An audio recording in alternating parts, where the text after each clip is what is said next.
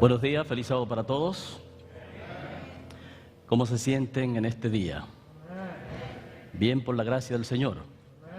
Amén, qué bueno, qué bueno. Queremos solamente enfatizar algunos de los anuncios que mencionó nuestro anciano de turno. Esta tarde a las 5:30 es la iniciación de nuestros aventureros. Alabamos al Señor porque ya vamos a darle inicio, ¿verdad?, a la actividad de nuestros niños. Y nosotros estamos aquí para apoyarles. Amén. Así que esta tarde a las 5:30, para que ustedes puedan disfrutar de una hermosa iniciación del Club de Aventureros, les invitamos para que se una y esté con nosotros.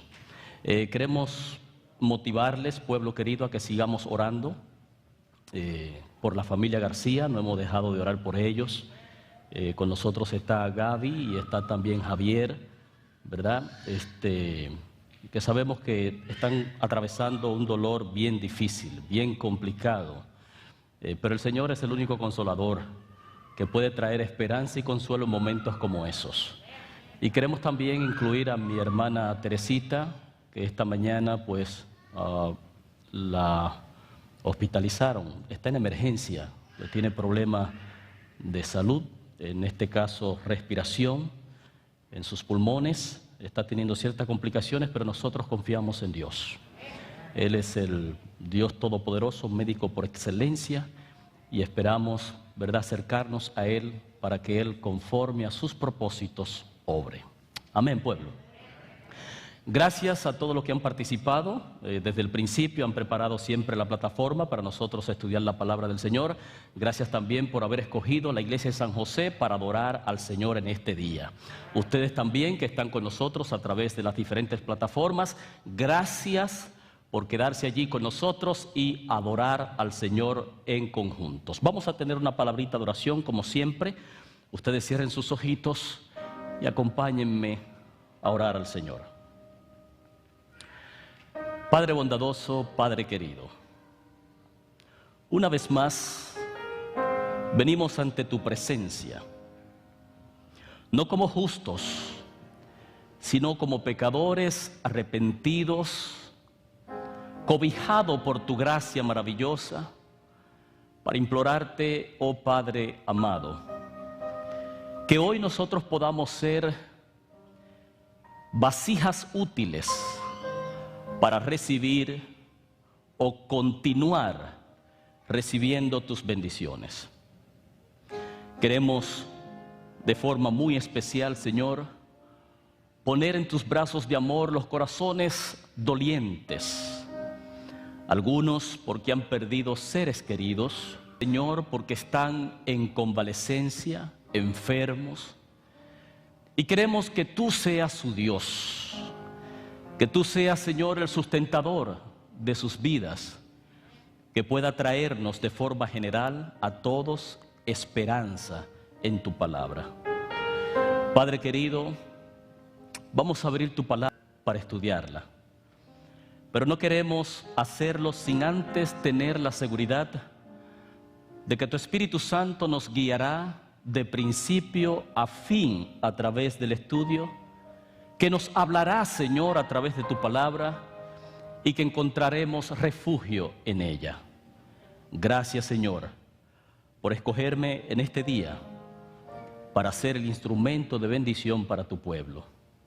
Que a pesar de las imperfecciones de este tu siervo, tu pueblo se edifique. Gracias, Señor, por escucharnos. En el nombre de Jesús y amén. Muy bien, pueblo, abra su Biblia conmigo en el libro de Lucas, capítulo 7. Lucas, capítulo 7. Allí se encuentra la porción que hemos de analizar en el día de hoy, en esta mañana. Lucas, capítulo 7, vamos a leer desde el verso 11 en adelante. Lucas 7, 11 en adelante. Bien, y de hecho, en el momento que comencemos a leer, vamos a ir subrayando algunos tópicos importantes que entiendo que son relevantes para nosotros en esta mañana. Entonces, aconteció después que él, ese él, es Jesús. Iba a la ciudad que se llama Naín, puede poner una rayita a Naín, e iban con él muchos de sus discípulos y una gran multitud. Sería bueno resaltar también esa parte. Iban con él muchos de sus discípulos y una gran multitud. El verso 12 dice: cuando llegó cerca de la puerta de la ciudad, he aquí que llevaban a enterrar a un difunto, es decir, un muerto, a alguien que murió, hijo único de su madre. Sería bueno subrayar esa parte también, hijo único de su madre, la cual era viuda. Esa parte es interesante también, era viuda. Y había con ella mucha gente de la ciudad. Otra expresión que podríamos también subrayar, había con ella mucha gente de la ciudad. Y cuando el Señor la vio, se compadeció. Otra palabra poderosa, interesante, ¿verdad? Para nosotros poder resaltar allí.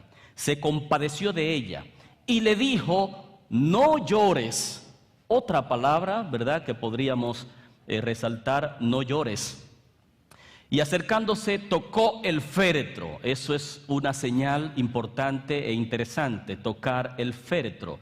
Aparte de la contaminación que normalmente, según las leyes judías y levíticas, podría Jesús, no tanto tiene que ver con eso. Así que sería bueno subrayar esa parte también. Y dice el texto: y los que lo llevaban se detuvieron y dijo: joven, a ti te digo, levántate. Ya los versos 15, 16 y 17 son el resultado, es decir, la reacción de lo que sucede en los textos que nosotros acabamos de leer. De modo que no vamos a resaltar mucho de allí. Lo único que podemos enfatizar es que esos versos muestran la reacción de lo que sucede del verso 11 al verso 14. Entonces, vamos entonces a analizar un poquito esas palabras que nosotros subrayamos para sacarle un poquito de enseñanza de lo que el doctor, en este caso Lucas, quiere enseñarnos a nosotros. De antemano debo decir que la historia que pasa aquí, de hecho en el capítulo 7 pasan dos historias interesantes. Se sana al siervo de un centurión que no es judío, un centurión que es gentil quiere decir los no judíos.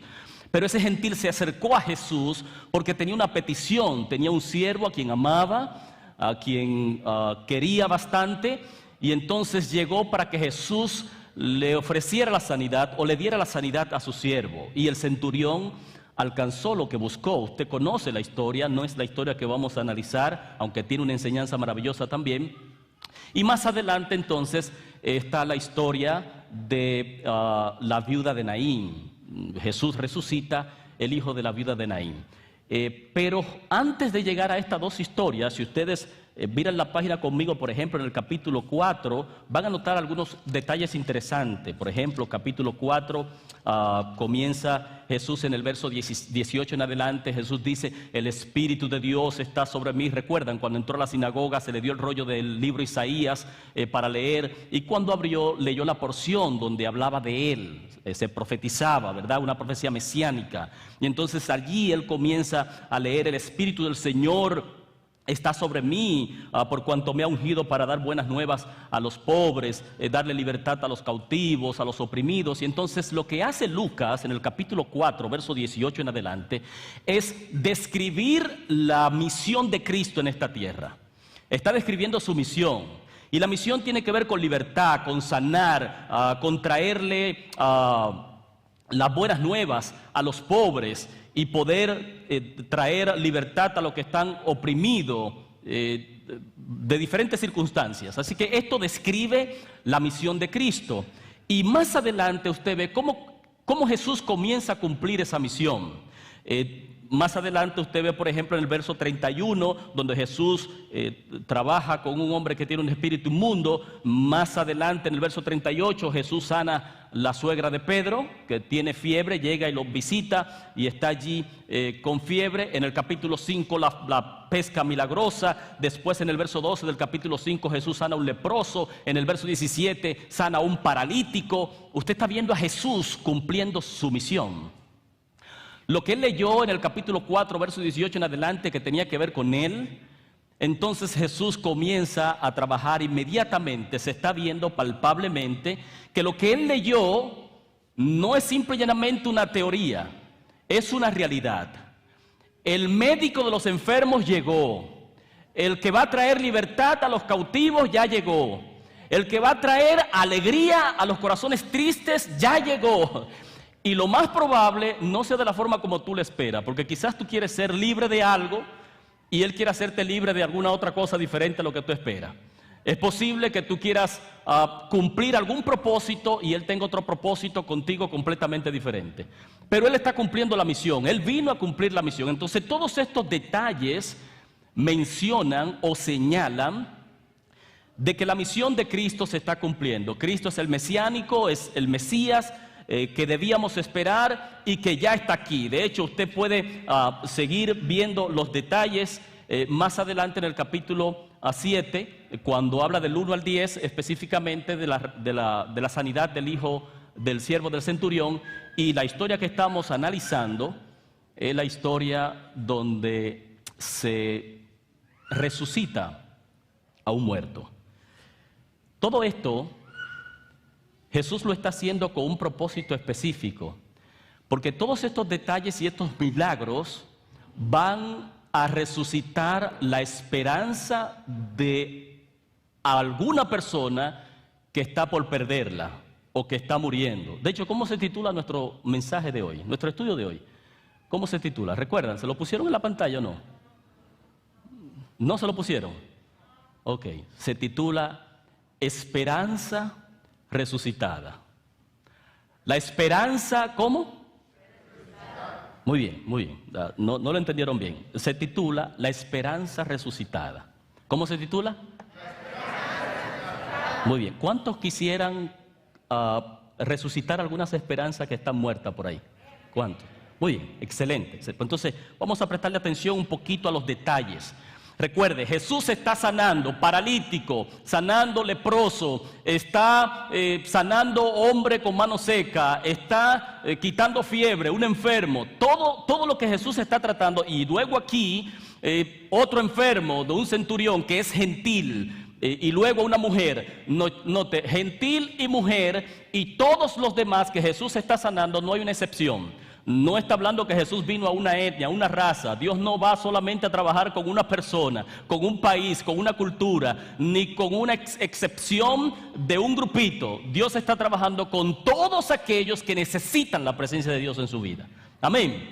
Entonces, de esa forma general, Dios está tomando el control y se está dejando sentir. Por eso Lucas, en su relato, no solamente introduce a todos los enfermos de leproso y paralíticos, sino que también introduce gentiles y mujeres en su historia. Los despreciados, gentiles eran despreciados, no eran merecedores de recibir bendición del Señor, pero el Señor está sirviendo y está supliendo una necesidad de un gentil que es rechazado. Y más adelante entonces resucita al hijo de una mujer que era viuda, y las mujeres eran completamente también rechazadas, tenidas, ¿verdad? Al menos en ese tiempo, en esa época. Todo esto Jesús lo utilizó, podríamos decir, para contestar o para levantar o resucitar una esperanza de alguien que está medio confundido y está preso. Está preso tras las rejas. Fue el que declaró en el capítulo 1 del libro de Juan, en el verso 29, este es el Cordero de Dios que quita el pecado del mundo. Fue el que lo bautizó, fue el que en Juan 2 dijo, viene alguien después de mí a quien yo no soy digno de desatarle las sandalias de los pies.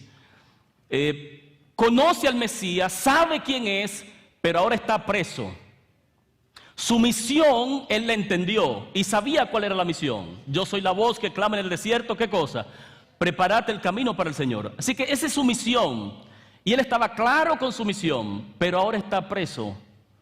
Está tras las rejas y no está preso con el propósito, con la esperanza de salir de la cárcel. Y de hecho, no solamente de no salir, sino de estar vivo. De modo que él está allí preocupado. Ahora, me gustaría imaginarme que es exactamente lo que el texto señala, lo que la Biblia enseña, la preocupación de Juan el Bautista. la manifiesta a través de discípulos que manda Jesús. Esos discípulos que Juan envió a Jesús han experimentado todo lo que hemos mencionado. Han visto a Jesús sanando, han visto a Jesús resucitando, han visto a Jesús haciendo todo. Y entonces los discípulos de Juan, en el versículo 20 del capítulo 7, el versículo 19 dice, y los envió a Jesús para preguntarle, es decir, Juan, si leen el verso 18, leen el contexto, los discípulos de Juan le dieron las nuevas de todas estas cosas, y llamó Juan a 2 de sus discípulos y los envió a Jesús para preguntarle, ¿eres tú el que había de venir o esperamos a otro? Esa es la preocupación de Juan. Yo estoy preso y yo de aquí no voy a salir, de aquí me matan a mí. Pero yo solamente necesito tener paz en mi corazón. Yo no sé si he terminado mi misión. Yo no sé si cumplí el propósito. Pero necesito estar seguro de eso. Y envió a los discípulos a preguntarle, los discípulos de Juan a preguntarle a Jesús, ¿eres tú el que había de venir o tenemos que esperar a otro? Y dice el versículo 20 que cuando pues los hombres vinieron a él, dijeron, Juan el Bautista nos ha enviado a ti para preguntarte, ¿eres tú el que había de venir o esperamos a otro?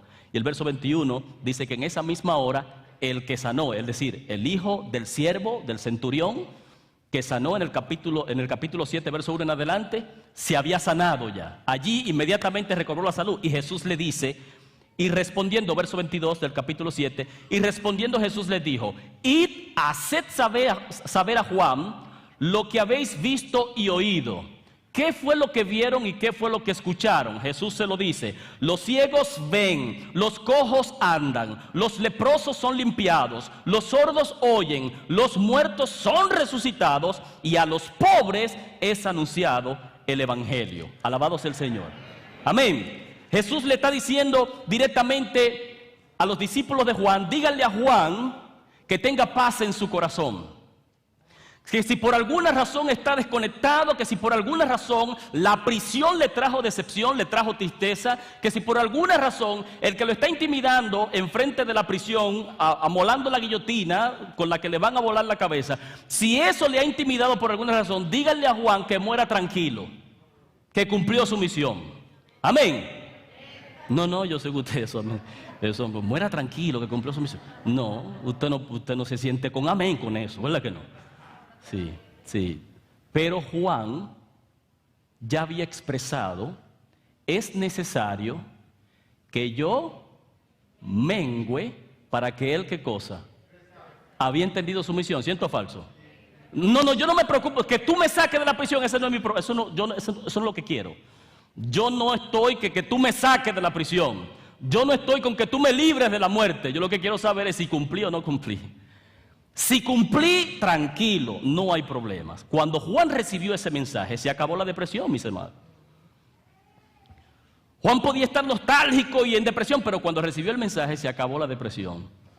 Sí, era él. Ok, fantástico. Es necesario que yo mengüe para que él crezca. Ya él había cumplido su misión. Así que todo lo que mencionamos, incluyendo la historia que vamos a analizar ya mismo, pues eran herramientas y eran milagros que Jesús había hecho en el camino para fortalecer o resucitar la esperanza de alguien que estaba atravesando por situaciones caóticas y críticas y que posiblemente iba a morir. Pero allí Jesús le dio las buenas nuevas y le dejó saber que podía morir en paz. ¿Cuántos están dispuestos a morir en paz y ya cumplieron la misión del Señor? ¿Puedo ver la mano? Ustedes se pelean allí. Muy bien. Bien, queremos entonces analizar un poquito esta historia, porque tiene un mensaje muy interesante. Así que ya habiendo dicho lo que mencionamos, Naín, algunos eruditos dicen que Naín es posible que sea una transliteración de la palabra Nin, que quiere decir descendiente en hebreo. Nin en hebreo, que quiere decir descendiente. Pero lo cierto es que Naín ahora es una aldea que se llama Neín. Ya el Naín en sí no existe como tal, sino Neín. Pero la palabra griega que se utiliza para Naín es esa misma, Naín. Y solamente se utiliza aquí, no se utiliza en ninguna. Y Naín quiere decir belleza, pasto verde, todo lo que proyecta belleza, alegría, verdor, viveza. Eso es exactamente lo que significa esa palabra. Lo triste es que de Naín no está saliendo algo conforme a lo que significa el nombre, sino que está saliendo algo completamente contrario. Es algo que vamos a ver en el camino. Dice el texto que Jesús se encontró con una mujer que venía con un séquito de una gran multitud que iban en camino. ¿Hacia dónde iban en camino ellos? ¿Recuerdan? ¿Iban en camino a dónde? Al cementerio. Iban a enterrar un muerto. Ahora, usted está viendo aquí, por ejemplo, que las primeras palabras que resaltamos, iban con él, el verso 11, iban con él muchos de sus discípulos y una gran multitud. Esa gran multitud y eso que iban con Jesús, Jesús estaba allí y habían sido testigos de todas las bendiciones que Jesús había hecho, de los milagros del Señor, de todo lo que Jesús había hecho de forma general. Ellos eran testigos de eso. Y allí había alegría, allí había contentura, allí había gozo. Jesús estaba allí. Pero la otra multitud que sale de Naín, allí no hay alegría, allí no hay gozo, allí no hay felicidad. Simple y llanamente es un desfile de personas tristes, que el llanto de las endechadoras que estaban llorando por la muerte del hijo de la viuda, en compadecencia, vienen caminando en esa procesión. Jesús se encuentra con una procesión de gente triste, de gentes completamente sin esperanza, de gentes llorando y desesperadas. Entonces aquí tenemos dos multitudes: la multitud donde está Jesús y la multitud donde está el muerto. ¿A cuál multitud te gustaría pertenecer? ¿A cuál de las dos? ¿A la multitud donde viene Jesús, donde está Jesús, donde están ocurriendo los milagros, las maravillas, donde están ocurriendo que los leprosos son sanados, los paralíticos también, todo es bendición allí? Y de hecho, las necesidades que podría tener la multitud allí eran suplidas. Amén. Sí. De hecho, esas expresiones, valga la redundancia, la expresaron los mismos acompañantes en el camino. Dijeron, Dios ha visitado a su pueblo, un profeta nos ha enviado. O sea, una de las declaraciones de los versos 15 en adelante, que hicieron la gran multitud. Pero del otro lado no se proyecta eso. Del otro lado no es Jesús quien viene una viuda. Del otro lado no hay gente sanando enfermos ni nada por el estilo y trayendo bendición. No. Del otro lado lo que hay es tristeza, hay un muerto y hay una procesión y están caminando y están saliendo de una ciudad que su nombre, de nuestro Señor Jesucristo maravilloso, es que aunque Él está aquí y viene caminando y con Él está una multitud que está disfrutando de todas las bendiciones que están ocurriendo porque su presencia está allí, Jesús va a encontrarse con la otra multitud que viene de camino. La otra multitud viene de camino y lo que lleva es un muerto. No hay esperanza. Es un muerto que va en camino al entierro. Van a enterrar la esperanza. ¿Y por qué van a enterrar la esperanza? Porque el texto dice que era una viuda. Es decir, su esposo ya había muerto. Las mujeres en la antigüedad eran sustentadas por los hombres. Y la que tenían hijos, varones específicamente, pues era como quien dice el legado. El legado, la promesa de vida. La Biblia no dice qué tiempo hace que había perdido a su esposo, pero sí enfatiza que era viuda. Entonces imagínese, perdió a su esposo y ahora pierde a su hijo. ¿Cuánta esperanza de vida tenía esa mujer?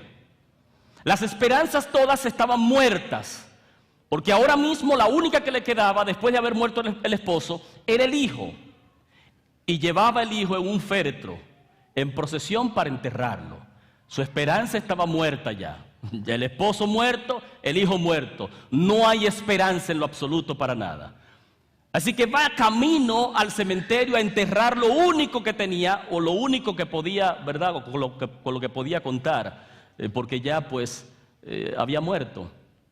Y en ese momento, entre esas dos multitudes, ese encuentro, el texto dice que Jesús vio a la viuda. Y la expresión que subrayamos, dice el versículo 13, y cuando el Señor la vio, se compadeció. ¿Qué fue lo que Jesús vio que se compadeció? Jesús vio el llanto, la tristeza, pero miren, no es un llanto, es un llanto inexplicable. Es un llanto de que ya no se puede hacer más nada. Es un llanto de que todo lo perdió. Es un llanto de que ya no hay esperanza. Es un llanto de que las posibilidades se esfumaron todas, se acabaron, no hay forma. Ese es el llanto que está expresando esta madre viuda y ahora con su hijo muerto. Y cuando Jesús la vio, se compadeció. Esa palabra en griego, compadecerse, es la que habla de las entrañas, donde están el asiento de las emociones. Es decir, Jesús fue conmovido profundamente por la situación por la que estaba pasando la viuda.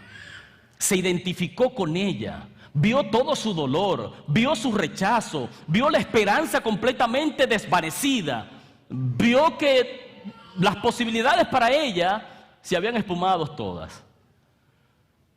Así que eso significa compadecerse. Y qué interesante es que la muerte se encontró con la vida. ¿Cierto o falso? Sí, sí, porque de este lado viene muerto, pero de este lado viene la vida. Y lo interesante es que donde llega la vida, lo que está muerto resucita. No importa lo que sea, y tú puedes ir comenzando a pensar ¿qué está muerto? Tú en tu vida, ¿ves? Tu vida, tu familia. Tú puedes ir comenzando a pensar ¿qué está muerto? ¿Qué necesita ser resucitado hoy? Y eso tiene muchos nombres que tú le puedes colocar allí. Tiene mucho, pero la realidad es que cuando lo muerto se encuentra con la vida, lo muerto resucita. Porque el que da vida va en camino a cumplir esa función. Así que Jesús llega y lo primero que Jesús le dice es, en el verso 13, la última parte, cuando Él se compadeció, dice, no llores. Ese no llores, si yo te lo digo, te estoy diciendo, acepta la realidad. ¿Ves? Yo te puedo decir, tú puedes estar pasando por cualquier situación crítica y yo te me puedo acercar, poner la mano en el hombro, puedo orar por ti. Pero si yo te palabras, no llores, simple y llanamente lo que te estoy diciendo es, hay que seguir hacia adelante. Acepta la realidad, ya pasó, no se puede hacer más nada. Eso significa humanamente, si el pastor Cristian Valerio de Jesús Acosta te dice, no te estoy diciendo más nada, pero si Jesús te dice, no llores, es porque tu llanto lo va a cambiar en alegría. Amén, pueblo.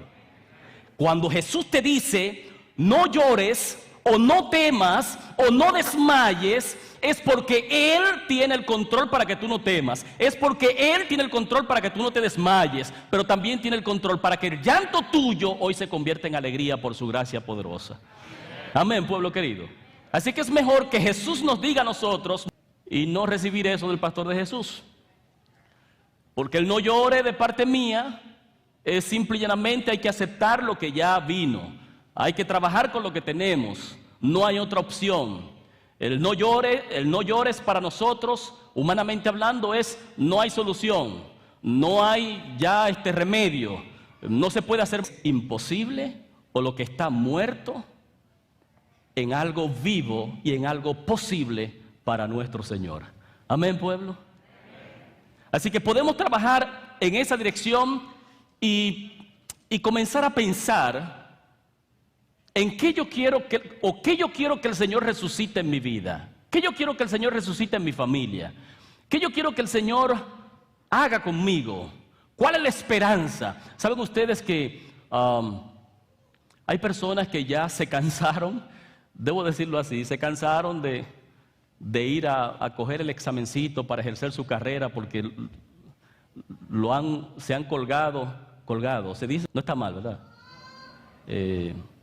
¿Cómo se dice normalmente? Se han quemado, fail, ¿cómo? Se han desanimado. No, pero van y cogen el examen, pero no lo pasan. Fallan, se cuelgan, muchos términos, ¿verdad? Del lenguaje común.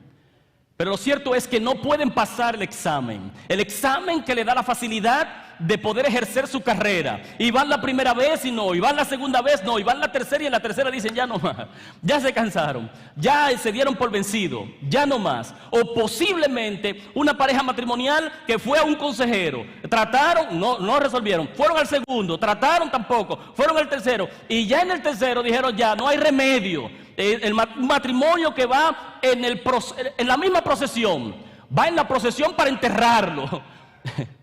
Esperanza que van en procesión para enterrarla. Aquí hoy, y aquí ustedes que están con nosotros también a través de las redes sociales, hay bastantes personas que nos están viendo y bastantes personas aquí presentes en nuestra iglesia que ya están al punto de enterrar algo. Sí, pastor, ¿y qué es lo que vamos a enterrar? No, yo no sé, eso sabes tú. Pero yo no sé. Tú eres el que sabe qué fue lo que ya tú determinaste que no ibas a luchar más. ¿Qué fue lo que tú determinaste que ya hasta aquí, no más, que no puede hacer más nada? Eso lo sabes tú. Eso lo sé yo. El féretro. Eso es como que Jesús va caminando y vienen de allá la procesión de los muertos y de los que están llorando y lamentándose y quejándose por las desgracias de la vida y tristes, amargados por toda la situación, que es normal, vienen en camino, pero vienen sin esperanza, porque todo lo que está en su dirección no tienen esperanza, por eso es el agobio y el dolor, y vienen en camino, pero de este lado viene Jesús. Y Jesús caminando inmediatamente toca. Lo más probable el féretro con la mamá venían al frente. Y toca el féretro. Al tocar el féretro está diciendo, deténgase la procesión. Deténgase el proceso del entierro. Van a enterrar al muerto. No, pero ya yo llegué. Yo estoy aquí. El toque del féretro está indicando, deténganse, porque el texto dice que el verso y acercándose tocó el féretro y los que lo llevaban se detuvieron. El toque del féretro indicaba detención, stop, cero procesión, hasta aquí llegamos. Y quizás algunos pensaron, porque no lo conocían a Jesús, y quizás algunos pensaron, pero ¿por qué nos detuvimos? Bueno, que ustedes van en dirección a un entierro, van a enterrar la única esperanza de esa mujer. Pero aquí llegó quien va a resucitar la esperanza que está muerta. Aquí llegó quien va a regresar la vida a quien la perdió. Ahora, me llama la atención algo muy interesante aquí, porque todas las historias que nosotros mencionamos de Lucas 4, el paralítico que fue sanado, el hombre de la mano seca, la suegra de Pedro que tenía fiebre, que estaba enferma, todos esos milagros que Jesús hizo antes de llegar, incluyendo el milagro del siervo del centurión, todos esos milagros antes de llegar a todos vinieron a Jesús. Todos le pidieron a Jesús. Todos le rogaron a Jesús. Pero en la historia de la viuda de Naín no se menciona por ninguna parte que la viuda llegó a Jesús. Nadie se acercó a Jesús. Nadie le pidió a Jesús, resucita al muerto. Nadie se acercó. Jesús se acercó. ¿Por qué? Preguntas que podríamos hacernos, ¿no? ¿Por qué nadie se acercó a Jesús ni le mencionó para que resucitara al hijo de la viuda de Naín? Porque normalmente, pueblo querido, nosotros pensamos que si yo estoy enfermo es una posibilidad de Dios sanarme. Existe la posibilidad de que Dios me sane. Si yo no tengo trabajo, existe la posibilidad de que Dios me consiga un trabajo. si no tengo novia, que ya me estoy quedando porque el tren se está yendo, existe la posibilidad de conseguir una novia o un novio y hacer mi hogar. ¿Cierto o falso? Eso es posible, amén. ¿Cierto o falso? Sí. Y la gente normalmente pues no tiene mucho, ¿verdad?, temor de pedir y de creer en que en cosas tan simples como esas puede ocurrir un milagro. Nosotros creemos en milagros simplistas, que cosas sencillas, si Dios, vamos a orar por fulano porque está enfermo, Dios puede sanarlo, sí, muy bien. Pero usted nunca ha visto a nadie orando por alguien que está muerto. Usted no ha ido al funeral, vamos a orar por ese que está muerto, que hoy Dios le va a dar vida. No, porque eso es imposible para la raza humana. Entonces las cosas que son imposibles para nosotros muchas veces no pedimos por ellas. Muchas veces no venimos al Señor para traerle las cosas que ya en nuestras manos no están. Hay gente que han perdido su familia porque se han encontrado en lo imposible y en vez de buscar la ayuda de Dios, prefieren enterrar sus esperanzas. Prefieren morir en el camino. Entonces, la razón principal por la cual no acuden a Jesús ni se lo refieren, no han visto a Jesús todavía resucitando gente. Eso no ha pasado en su ministerio. Han visto a Jesús haciendo cosas sencillas, sanando enfermos. Pero resucitar un muerto, eso no ha pasado. Y yo sé, pueblo querido, que nosotros hemos estado en situaciones que decimos, solamente un milagro de Dios puede cambiar esto. Solamente un milagro de Dios puede. Pues déjame decirte, esos milagros que tú lo ves tan grande, son posibles por la gracia del Señor. Esos milagros son posibles en Dios. Entonces, algo más interesante todavía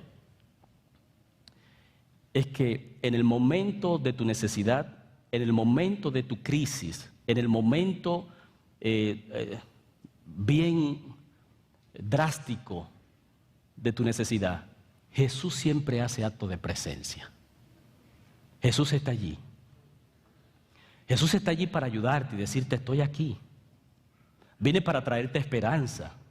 Vine para devolverte la alegría que el enemigo o que las circunstancias de la vida te han quitado. Vine a traerte lo que el mundo te ha quitado. En ese momento difícil de tu vida, Jesús siempre ha estado allí. Siempre ha estado allí. Así que Jesús llega, toca el féretro e inmediatamente toca el féretro. Le dice en el versículo 14, y acercándose tocó el féretro y los que lo llevaban se detuvieron y dijo, joven, a ti te digo, ¿qué cosa? Levántate. E inmediatamente se lo entregó a la mamá. ¿Qué Jesús le está entregando a la mamá? La esperanza resucitada. La esperanza de vida resucitada. La esperanza de su existencia resucitada. La esperanza de su razón de ser resucitada. La esperanza de su vida completa resucitada. Y hoy Jesús puede hacer lo mismo contigo. No sé cuál, de verdad no sé qué es lo que tú tengas muerto. Y no sé qué es lo que tú llevas en esa procesión. Ya vas a enterrar. Vas a enterrar eso. Porque entiendes que no hay solución. Para Dios no hay nada imposible. En lo absoluto. Y aquí Lucas está utilizando la trágica historia de una muerte para ilustrarnos a nosotros que resucitar a un muerto es imposible humanamente hablando, pero para Dios nada es imposible. Por lo tanto, no importa cuál sea la situación, cuál sea la crisis, cuál sea la circunstancia, lo que hoy tienes como un llanto y una tristeza y una pena, Dios, solamente Dios, yo no, el hombre no puede hacer eso, pero Dios puede tornar eso en alegría, en gozo y en paz. ¿Cómo sucede eso, pastor? Yo no sé, pero la Biblia me enseñó a mí que donde Cristo llega hay restauración de todo lo que haya sido destruido. Y esa es la gran enseñanza que Lucas nos da aquí en esta historia interesante. Menciona todo el relato y le dice a los discípulos de Juan, vayan, díganle a Juan, tranquilo. La preocupación de Juan no era librarse de la muerte. La preocupación de Juan no era salir de la prisión. La preocupación de Juan era saber si había cumplido la misión del Señor. Y cuando le llegó la noticia, dijo, muero en paz, tranquilo, no hay problemas. Es necesario que yo mengüe y que Él crezca. Allí está la esperanza resucitada.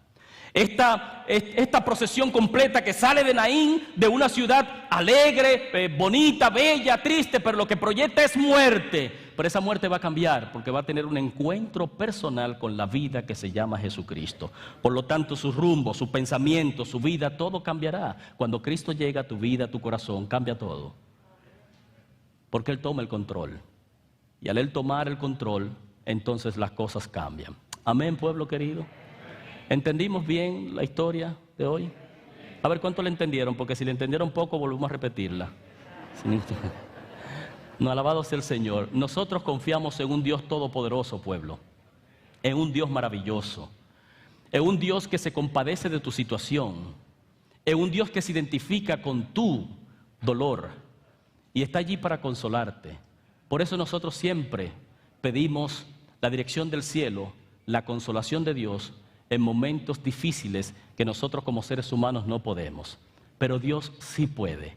Y es mi deseo en esta hora, que así como Dios resucitó la esperanza de Juan el Bautista, resucitó la esperanza de la viuda de Naín, pueda resucitar la esperanza que en ti hoy están muertas. Que tú puedas permitir que Él tome el control de tu vida, de tu familia, de tus hijos, de tu matrimonio, aún de tu propia personalidad. Saben que hoy día tenemos bastantes homeless en la calle porque han perdido la esperanza, porque sus esperanzas han muerto. Y usted tiene una conversación con algunos de ellos y usted va a notar que son gente que tienen su juicio bien, son gente que piensa, y hay muchos de ellos hasta educados, preparados académicamente. Sin embargo, en algún momento murieron. En algún momento hicieron la procesión para ir a enterrar su única esperanza. Y se rindieron a la vida. Pero Jesús puede cambiar eso hoy en todos nosotros. Amén. Así que si tú quieres que Jesús resucite algo en tu vida, y ustedes que están con nosotros también a través de las diferentes plataformas, yo quiero que tú digas conmigo hoy, Señor, resucita mi corazón. Resucita mi esperanza. O usted puede cambiar eso, no lo diga. Pero cuando yo diga Jesús resucita mi esperanza, usted mencione en eso lo que usted quiere que Jesús resucite. Bien, no tiene que repetirlo, solamente dígalo, Señor, y usted hace silencio y mencione eso que usted quiere que Él resucite. Amén. Ustedes también en las redes sociales, usted le pone punto suspensivo. Usted le pone todos los puntos suspensivos, porque eso que usted quiere que Dios resucite, Él puede, porque Él tiene el poder para hacerlo. Así que diga conmigo, Señor, resucita mi esperanza. No, usted no puede decir resucita mi esperanza. Usted va a decir, resucita mi punto. Señor, resucita mi esperanza. Señor, resucita mi punto. Ese punto, pueblo querido, es algo que tú conoces y que Dios también sabe. Y Él tiene el poder en sus manos para resucitar ese punto. Amén, pueblo. ¿Quiere decirle eso al Señor en esta hora? ¿Puede colocarte en pie conmigo? Quiero tener una oración especial por ti, por tu familia, por tu petición, por tu situación, para que el Dios del cielo hoy pueda traer esa resurrección que nosotros necesitamos de forma general. Oramos, pueblo. Padre bondadoso, Padre querido. Oh Señor, nuestras esperanzas mueren por circunstancias de la vida, por situaciones que enfrentamos, por las cosas que no nos van bien, y nos rendimos, nos damos por vencidos y creemos que ya no hay solución. Pero en esta hora, Padre amado, queremos colocar en tus brazos de amor todas las peticiones personales que cada uno de los que están aquí presente en tu casa de oración tienen en sus corazones.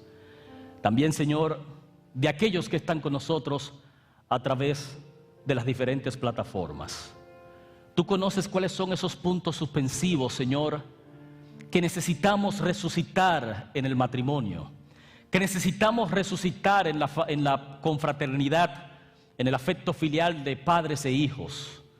Tú conoces esos puntos suspensivos, Señor, que tienen que ver con nuestra propia vida, que ya estamos lanzados al abandono, que ya no nos damos trato, que ya, Señor, creemos que no vale la pena seguir luchando por nada. Queremos colocar, oh Padre amado, todo eso en tus brazos de amor, para que tú hoy puedas obrar la resurrección que cada uno de nosotros necesitamos en nuestras vidas. Gracias por siempre visitarnos. Gracias por estar presente en nuestras necesidades y por hacernos reconocer que lo imposible para el hombre es posible para ti. Que podamos acercarnos confiadamente, Señor, no importa cuál sea la situación, cuál sea la necesidad. Tú tienes el poder.